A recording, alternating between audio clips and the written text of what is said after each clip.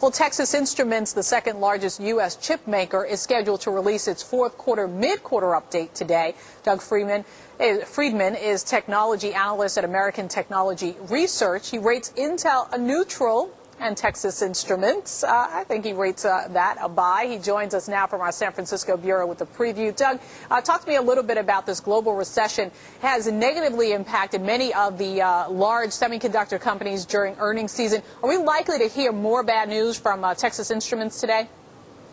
Yeah, unfortunately, we're still in the mode of lowering numbers on the semiconductor manufacturers right now. So absolutely, about a week and a half ago, we lowered our Q1 number.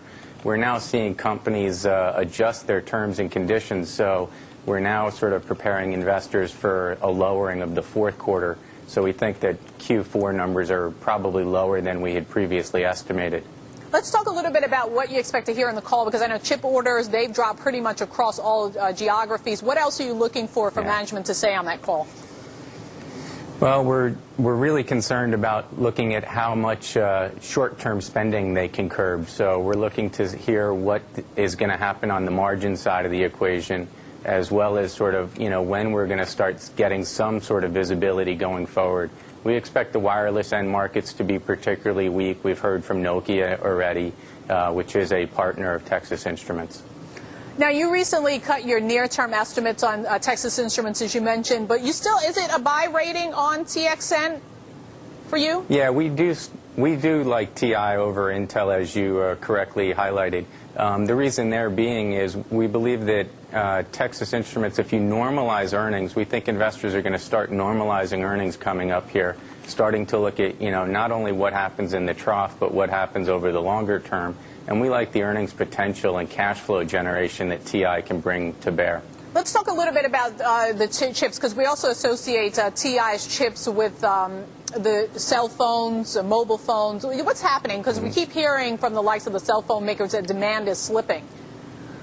Yeah, so the cell phone market definitely is weak, but we're actually seeing TI sort of focus their efforts in the wireless space. They recently announced a pretty large restructuring where they'll be limiting their spending in the baseband side. Now, that's the processor that goes towards making the phone call, and focusing their efforts on the applications processor. That's a processor that runs the actual software in the cell phone. Yeah, and they're focusing more on the analog chips as well? Exactly. So the other side of their business is an analog business, which is a very high cash flow type of business. And as they have a higher mix of analog, that's why we believe that the cash flow and earnings potential going forward is actually probably going to be underestimated at the back end of this cycle. But is it making it more susceptible to the swings in the economy on the analog side when they're putting things into, the chips into like automobiles and washing machines that people are not really buying now?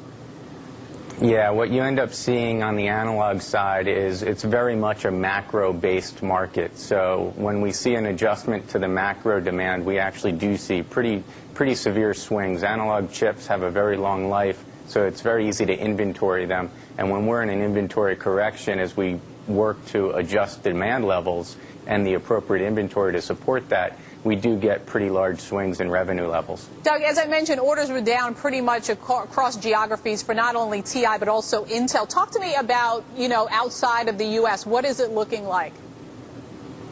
It's pretty much global right now. We're seeing, no matter what the geography is, it's being impacted by softness.